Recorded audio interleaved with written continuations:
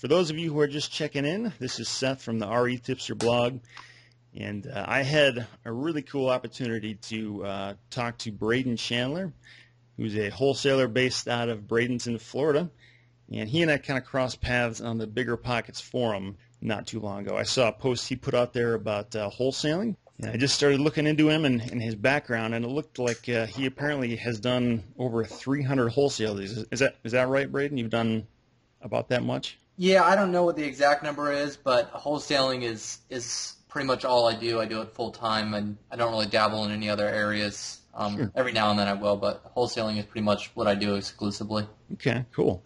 And I mean, 300 of anything, or anywhere around 300, that's a lot. I mean, that's enough to really know what you're doing. So I saw that, and I was like, man, I got to talk to this guy. As I was talking to him further, I found out he actually has a course called Warrior Wholesaler that he kind of let me test drive for about a week, and I just sort of went through that, and I really learned, man, this guy, he knows what he's talking about. And I thought it'd be great to just set up a few minutes here to ask him a few questions. So I'll just kind of jump right into those. Braden, I guess if you could, in, 30 seconds or so, just give us a high-level overview of what exactly is wholesaling for those of us who don't already know. Sure. So wholesaling is basically finding a deal for a property, any kind of property. It doesn't matter if it's vacant land, a house, a duplex. It doesn't really matter. But really finding a good deal on it and then connecting with a cash buyer. So it's a three-part equation, I guess. There's a seller, a wholesaler, and a buyer. And the wholesaler is kind of a middleman who almost facilitates the sale between the seller and the buyer. Okay. Now, what exactly made you pick out this particular niche of real estate? Yeah, I had always had an interest in real estate and getting involved in real estate. And my wife actually worked, she doesn't anymore, she stays home with the kids, but she was a teacher. And she worked with another teacher whose husband was in real estate and did a little bit of wholesaling too. So we kind of got hooked up and started talking with him and getting some different background on it. And then I just really did a lot of research and found that was wholesaling was something that I was interested in and getting involved in. It seemed like it was probably the best way to kind of get in a different area of real estate other than just like being a real estate agent. Mm-hmm. So that's how I got started with it. So you didn't necessarily go out and buy a course or anything. You just sort of found somebody who had their feet on the street, and you just sort of stayed in touch with them as you were learning how to do this better. That's kind of how. Yeah. I mean, I did a lot of reading. I did a lot of research. Okay. I didn't do any kind of course or anything. But I didn't spend a lot of time reading and doing everything. I just kind of went out and I guess learned on my own and just kind of learned as I progressed. Sure. Now, as I'm sure you know, there's a lot of people out there who hear about wholesaling, and it sounds great because it doesn't take, a huge sum of cash to get into this kind of business. But in your opinion, I mean, what are some of the biggest misconceptions that beginners have about wholesaling? Probably the ease of it. I think a lot of people think it's a very quick, easy thing to do. You find a deal, you find a buyer, and that's it. And there's a whole lot of moving parts involved with it. So the biggest thing that I see with new people who are wanting to get started or wanting to get involved is they really don't have a good foundation of what it actually is and how much more it is than just finding a deal and finding a buyer. There's a lot more that goes on with it. So that's probably the biggest misconception is that it's something that's very easy to do and easy to get started, and it's definitely not. Now, given all the work that you have to do to get one of these deals done, can you just give us a vague idea for what a typical payday looks for you from one of these projects when it's all said and done? Yeah, sure. I try and average about $5,000 per deal. That's my goal on each transaction when I approach it. Is I want to be able to sell it and make $5,000, and sometimes I'll make more if it just happens to be a really great deal, and sometimes I'll make less if I can make $100. I don't care. I mean, if I can make a profit, it doesn't matter. But my goal on each one is to make about $5,000, and that's about what my average is.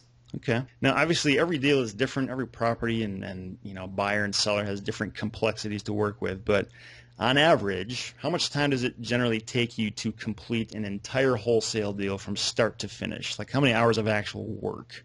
Yeah, the most hours are spent actually finding deals. That's the hardest part is to find good deals. And once you've found them, it could be 2 or 3 hours total time because once you've found that motivated seller, you'll spend 5 or 10 minutes talking to them initially. You'll run some comps. That for me now, I mean, the new wholesalers it probably takes longer, but for me, I can run comps and have a price in just a few minutes. Then it's just a matter of going and looking at the property. And then faxing, emailing, or meeting the seller if they're local. I can meet them at the house, get the contract signed. And true wholesale deals should be able to sell without really much effort at all. You should be able to make 1 or 2 phone calls and have it sold. So the most of the time, I mean not always, but most of the time I can just call 1 or 2 of my good customers and give them the details and it'll be sold. So once it's sold, we send the contracts to the title company. And then they do all their work, and then we move towards closing. So really, the whole total time spent on a single deal is really only, like I said, 2, 3, maybe 4 hours. It's just all those hours in between that you're actually looking and trying to find those deals. That's the tough part. Yeah, you bring up a couple interesting points there. I mean, as far as finding those deals, if that's where most of the time is spent, I mean, what are there any particular strategies that you have found to be really, really effective for finding those people? Yeah, my most consistent is doing direct mail marketing with letters. I send out, I try and do 1,000 per week.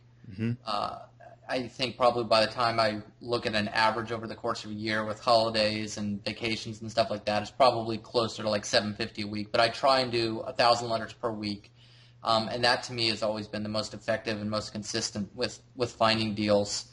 There's a lot of other different ways that you can find deals, but for consistency and for the most effective where I know my money's best spent, it's always been doing letters. Interesting. So it kind of sounds like in a way the money is sort of made when you buy. I mean, if you can find the good deal, then it'll sort of sell itself, and it's not that much work to find people on the other end. Yeah, exactly. I mean, I know I've earned my paycheck when I have it under contract with the seller because if I know it's a good deal, I know I'm going to sell it. So the minute I get something under contract, it's almost it's like kind of like shooting fish in a barrel. You know you're going to sell it if it's a great deal. So your money is earned definitely when you buy the property, not when you sell it. Okay, it's interesting, and I know like some of my deals. I mean, probably the most frustrating part is when I'm trying to sell it, and I feel like I put it out there and I just sit and I wait and I wait and I wait. But kind of what you do is you have some particularly, I guess, helpful buyers who are cash buyers, and they're always pretty much lined up and ready to go as long as you've got a good deal, right?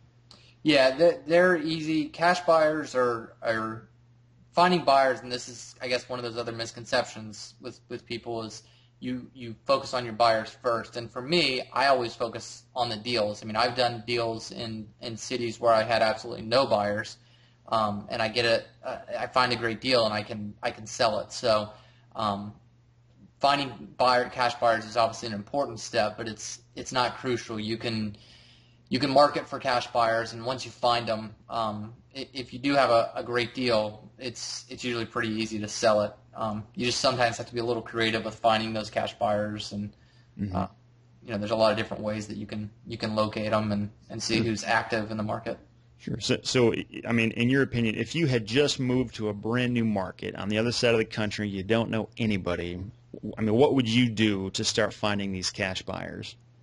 Networking is obviously good, going to local meetings, that kind of thing. If I didn't have any buyers, I don't do bandit signs anymore, but I know they're definitely effective. The white handwritten signs, those are effective. One of the things that I like to do a lot is if I get a wholesale deal in a certain neighborhood or a certain condominium complex, I'll just go to my clerk or my property appraiser's website and look up who owns in that neighborhood or in that complex. And once I find, there's usually, if it's a good investor area, there's usually 2 or 3 people that will own multiple units or multiple houses or properties. And I'll reach out to them if let's say I get a deal in a neighborhood that they own properties in. I'll I'll reach out to them and say, hey, do you want to add one more? This is going to be one of the lowest prices so offered in the neighborhood in a long time. So that's a good way to kind of find those cash buyers. And like I said, networking, doing signs. You can do stuff, Craigslist to market and say I'm finding cash buyers. I mean, there's a lot of different little ways that I found that work, and I've tried a lot of different ways, and some things don't work, and others that do work, which is obviously where you want to spend your time and energy doing the ones that do work. Mm-hmm. Now, being the middleman, it sounds like, and correct me if I'm wrong, but it sounds like being a good salesman and being able to negotiate with people is huge in this business, because you got to be able to, basically convince both buyers and sellers to go along with your plan. I mean, I guess if the price is right, I don't know how much convincing is necessarily needed depending on the situation, but I mean, in your opinion, how important is it to have good sales and negotiation skills? Yeah, it's very, very important. It's a lot negotiations and a lot relationships. As you're dealing with sellers, especially, you want to form a good relationship with them. So you kind of have to just adapt to their personality, and that's just part of negotiating. People who are really abrasive and straightforward, you kind of have to give them the same back. And ideal sellers who want to sit down and tell me their life story for a couple hours, yeah. And you just have to do it. It's part of it, but it's definitely something that negotiating can be intimidating at first. It's something that is learned. The more and more you do it, the better and better you get at it, for sure. There's a lot of good books out there on negotiating, but it definitely is important. And you had said about if it's a good deal, you shouldn't really have to negotiate, which is it's definitely true. But most buyers, no matter how good of a deal it is, they're always going to try and negotiate with you. So you just have to be prepared and know what to say. And one of the favorite things I like to say back to a buyer if they try and negotiate is I'll just say, well, the price is the price. It's a great deal. If you don't want it at that price, I know I'll have 5 other people that will. So if you want it, you need to pull the trigger now. Otherwise, I'm gonna call my next guy and let them take it down. 9 times out of 10, the buyer will just say, okay, you're right, it's a great deal, I'll go for it. Sure. No, that's great to know. That's great advice there. Now, I mean, when you started this, were you kind of a natural born good negotiator, or were you did you have to learn a lot and get better at it over time, or how did you learn to get as good as you are at this? Yeah, it's definitely something you progress and get better at, for sure.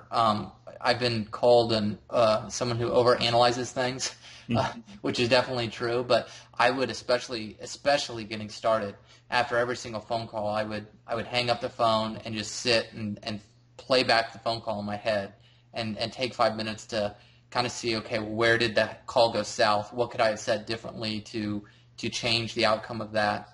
Sure. What made the seller go for it? What made the seller not go for it? Same thing with buyers. So it really is just kind of finding, everyone's personality is different. So it is kind of just like reflecting on your own strengths and weaknesses and seeing, what works and what doesn't work. But yeah, definitely negotiating is something that the more and more you do it, and the better and better you become at it. Mm-hmm.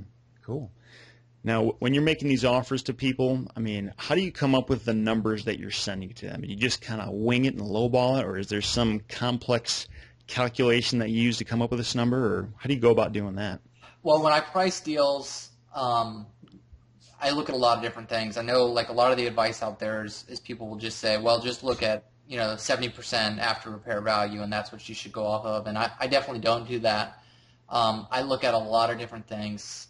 I'm a broker, so I have MLS access, and that's really useful for me because I can look at not only the sold price, but I can look and see, how many days was it on the market for? Did it sell to a cash buyer? What kind of condition it was in, just by looking at the pictures, that type of thing. So I look at a lot more than just what the sold price was. If let's say, for example, houses are selling for $100,000 in a certain neighborhood, and they're on the market. Everything that's coming on the market is under contract within a few days. Well, I know that if I can get it I don't have to get it for 70% less than what those are going on the market for. I can contract it at hopefully a little bit lower than that, but I'll still be able to sell it because obviously there's buyers who love that neighborhood or love that area. So I look at a lot of different things when I price a property than just, the after or that 70% rule. I'll give you an example. I had a condo. We actually just finally closed on it yesterday, and it was one in a city where I had no buyers. I'd never done anything, and the seller called me and said that they wanted to sell, and I could just kind of tell they wanted to sell, but they weren't just gonna give it away. So I needed to be competitive with what I could be able to offer them. So I looked up the comps on the MLS, and one was under contract with the same floor plan as this one for $98,500. It hadn't closed, so I didn't know what it was going to sell for.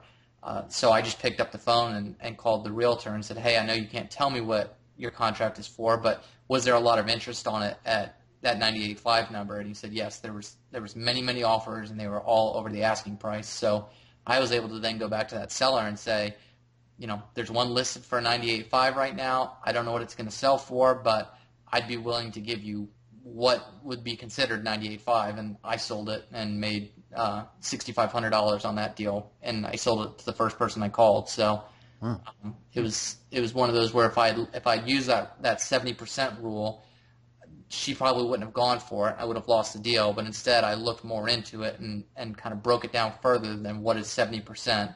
And obviously, it paid off good for me. Mm-hmm. So it's not necessarily about following a cookie-cutter plan, but more about being flexible and being able to move based on the different variables and factors of the deal, right? Yeah. You just have to be creative. I mean, you have to look at different. Don't look at it just so narrowly. Look at it in many different ways on how you can put it together and make it work. So yeah, like you said, it's not a cookie-cutter formula that works for each and every deal. Mm-hmm. And you mentioned the MLS access, and correct me if I'm wrong, but I believe pretty much the only way you can get that is if you have your real estate license. Is that correct? I believe so, yeah. I mean, I think you can probably, if you've got a friend or something that has it, but I think you can lose your license if if a realtor gives their information out. So, yeah, you pretty much have to be licensed. Sure. I mean, just suppose for a moment that you did not have your license and you could not get MLS access. How much harder would that make your job as a wholesaler? Well, since I've only known MLS, I would say for me personally, it would make it a lot more difficult. Like I said, I get a lot more data off of the MLS that I can use that helps me do my job effectively. So I know for me personally, it would be a lot more difficult, but I've always ever known, really, for the most part, only ever known the MLS to use. So, it could be different for somebody, but like I said, for me, it would be my life would be a lot more difficult. Sure. So it's not, and I've heard that same kind of thing from other investors and flippers and wholesalers before. So I guess, not having MLS isn't the end of the world, but it probably does make it significantly more difficult to do this kind of thing without that, right? Yeah, I would say so. Okay. All right. Now, just curious, being the middleman in these transactions and knowing how much you stand to make on each deal, do your buyer and seller, do they ever find out how much you're making? Most of the time, if I'm doing an assignment of contract and not a double close, my buyers will know right off the bat how much I'm making, and I usually don't. I usually just tell them the price, and then once they've agreed and said, yes, I'll take it, at that point, then they'll see it when we're doing the paperwork. So sellers, my title company doesn't put it on the closing statement on the HUD, so they typically don't ever see it. It's not something that I would hide, but really, what good is it going to do if they see it? So, if they were to ask, I'd have no problem telling them, but there's no benefit to them seeing it anyways. Sure. And then the double close, that's where there's two closings, and neither the buyer or the seller ever really are able to see on paper how much you're making. Is that correct? Yeah, a double close is simultaneous closing, and the only time that they will be able to find out is if they go and look at like the property appraiser's website. They can look at the sales transactions because it'll show up as seller to me as a sale, and then me to my buyer as a sale. So they can look it up eventually if they really wanted to. Sure. And I know in your course you go into the details about how to find a title company that can do assignments and double closings and all that. And I just know from my perspective where I'm at, that was actually really helpful because I had to call a few different title companies before I could get one that would say, indicate that yes, we can do that. So I know when I was first looking at this a few years ago, I actually gave up on wholesaling simply because I couldn't find a title company that would work with me, and I just figured, well, nobody's ever going to do it. But it was really just because I didn't know what questions to ask. I mean, I didn't even fully understand all the mechanics of it, so I know just from that perspective alone, I mean, Braden's course was hugely helpful in those regards. So, Yeah. I'm just curious. I mean, when the buyer and or seller, if they ever find out how much you're making, and I know you said with assignments they typically do, I mean, how often do you get pushback on that, and have you ever had people try to go behind your back and cut you out of the deal? It wouldn't happen from a buyer's side. If a buyer got upset that they saw I was making a certain amount, let's say they found that out. This has never happened to me, but let's just say it did.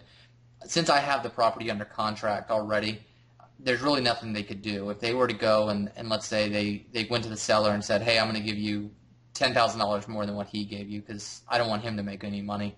The seller has my contract covers the seller from signing another contract. So I could sue the seller for specific performance or sue them for damages if they were to go behind my back and do that. And that's never happened. I've had times where sellers have kind of raised red flags to me, like they weren't going to close. They've said certain things or certain things have kind of worried me. And so then at that point I'll just go and cloud the title. And I can record something that basically says, I have a contract on this property. So that way if they were to back out and someone else was trying to kind of swoop in and take the deal from me, they wouldn't be able to get title insurance because there'd be that cloud on the title. But most buyers, that's kind of, it goes back to the negotiating and relationships. If they were to see that you were making a large amount on a certain deal and they said, well, they weren't going to pay it or they weren't going to do something, you just kind of have to, obviously you want to have a good relationship with them and you have to be able to negotiate and say, look, you're not going to be able to go to the seller. I have it under contract. You know that. The sale can't happen because I have a contract on this property. You know it's a good deal. You wanted to take it before. Now that you're seeing how much I make, it doesn't change the fact that it's still a great deal. Mm-hmm. If you don't take it, someone else will. It doesn't matter, and it really shouldn't matter to a buyer. It doesn't matter if I'm making $1 or $100,000. If at some point they thought it was a good deal, it should still be a good deal once they see how much money I'm making. Mm-hmm. Oh, those are great points. And I guess the fact that after the hundreds of deals you've done, you've never actually been screwed out of a deal before. I mean, that speaks to, the fact that it's probably not going to happen. And if it does, there's things you can say and do to try to steer around that. So. Yeah, exactly. I mean, like I said, I've had times where I've had some red flags. I think only once have I ever had a buyer. I went and showed them the property, and the owners were still living in the property, and I guess they went back afterwards without me, and the seller called me all concerned and started asking questions because I guess the buyer was saying things like, so do you already have a contract on this, or can we deal directly with you, that type of thing. And it ended up working out for me fine because I sold it to someone else, and I called the buyer up and told him, hey, you and I aren't doing business anymore. You're off my list. Don't call me for deals. What you did is highly unethical, and I'm going to let other people in the area know. And I did. Doing things like that, buyers know better than to do things like that. Mm-hmm. Especially if they have good wholesalers who are sending them good deals. You don't want to take advantage of that relationship and risk screwing that relationship up. Sure. Cool. Now, I guess I've talked to several people about how they do wholesaling, or at least their theory behind it. I don't know if they actually do it or not, and they just act like they do. But I mean, at what point in this process do you actually get paid? Because I've heard varying opinions on when and how that happens. Yeah. So I will always.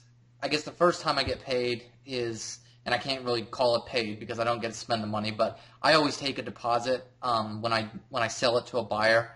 I don't put it in escrow. I don't let them make it out to the title company. I make them do it directly to my company. That way, if they fail to perform, I know I'm at least going to make something. The reason I can't spend that is if for some reason, and this is extremely rare, but if for some reason there's a major title issue that we can't resolve, I will obviously have to give them that money back. So most of the time I will take, if it's a repeat buyer, I usually take $2,000, and if it's a new buyer that I haven't done any deals with, I'll take $3,000. as their deposit, and that's non-refundable. If they back out, they lose that money. And then I will get paid once the property closes. So once the seller has signed their docs and the buyer has signed their docs, my title company will either wire me the difference, for my assignment fee, or they'll send me a check. So that's when I get paid. But you can't really count on getting paid until the deal actually closes, because unfortunately there are sometimes issues that come up where a deal could potentially fall through if you can't work through the issues. So I can't. If I had spent that person's deposit, they'd be awfully upset if that money was gone. Oh, for sure. Now, you mentioned like the title issues and just random oddball things that can come up. How often does that kind of thing happen where deals fall apart before you get to the end of the road? It's pretty rare. I wouldn't say extremely common, but I would have to say probably once a month or once every other month there will be some kind of issue, whether it's a minor title issue. I mean, we had a closing this past week where there was a title issue with the owner had not paid a water bill, so they had a lien against the property for, I don't even remember what it was, $400 or $500, and they were upset. They didn't want to have to pay it. So it was a minor issue that we just, you had to work through. We couldn't close it until we resolved the issue, but it was so minor that it didn't matter.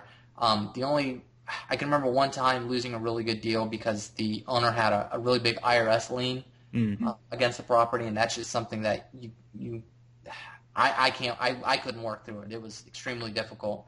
But there's a lot of times where I've seen code enforcement liens. We get those a lot. Those are easy to work through.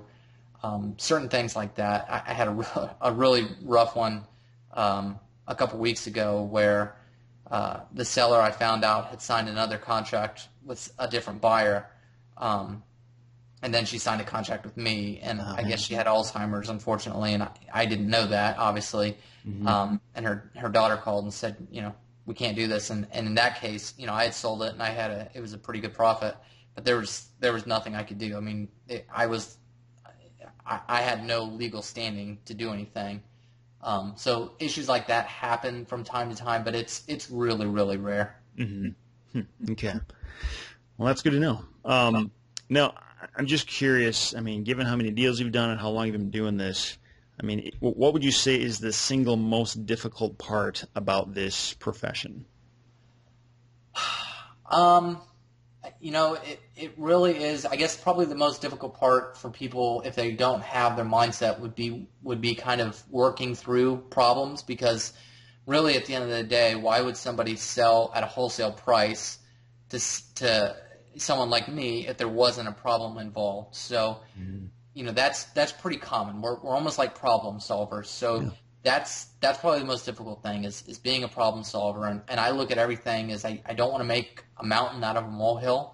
There's some things that I can control and I can fix, and there's other things that I just can't. So if I stressed out about every single problem that I run into, I'd be pulling my hair out. So that to me can be difficult at times, because you almost feel like you are constantly just being a problem solver. But that's why there's money to be made in the business. That's why it works. So that can be pretty difficult. And I'd say for new wholesalers, probably the most difficult part is just getting going and getting that first deal. And once you get the ball rolling, it seems to kind of keep rolling. And sometimes it can come to an abrupt halt, and you can feel like your phone's just stops ringing, and you're not getting any good leads. And a week later, you could be putting multiple deals together. So there's not a lot of consistency. It's best described as a consistently inconsistent business, because there's not a lot of consistency with it either. Sure. Well, those are great insights. And, hey, man, I really appreciate you taking the time to talk to me today. I know I've gotten a lot out of this. I'm hoping some people listening to this are as well. For those of you who are listening to this, if wholesaling is something that you've been curious about, if you've tried and failed before, I mean, I've done a few wholesale deals in my past, but I never really knew what I was doing. So I was basically either doing it incorrectly or just kind of taking the hardest possible road because I didn't have any guidance. And like I said, I've had a little bit of time to go through Braden's course, and it's awesome. I mean, it really tells you all of the main things you need to know. And probably the most important part is that if you do get stuck on anything, you can have basically direct email contact with him, and he responds to you very quickly. And I had just a slew of questions as I was going through it, and he answered them all, and everything made sense. And I mean, if wholesaling is something you're trying to do, I can't think of a better way to go about it than trying his course out. So, if that's something you want to do, feel free to check it out. The website is, warriorwholesaler.com? Yep, Okay. That's exactly it. And yeah, so I just wanted to drop that for you guys. And do you have anything else you want to say, Braden? Anything else we should think about or consider as we're thinking about wholesaling? No, definitely. I mean, if you're thinking about doing it, obviously the course is good if you want to kind of take the guesswork out and really speed up the process of putting deals together. That's good. But anything you do, whether it's with our course or going it on your own or however you want to do it, just make sure you have a plan. Make sure you've got a plan on what you're going to do, how you're going to do it. Don't just blindly go into it and just think you're going to make a lot of money, because you won't. You need a plan, and a detailed one at that. So that'd be my biggest advice for new wholesalers is go in with a plan and one that makes sense, and so you'll be able to obviously do as many deals as you possibly can. Cool. Well, thanks again, Braden. Thanks for everybody who's listening, and stay in touch. Thanks. All right. See ya.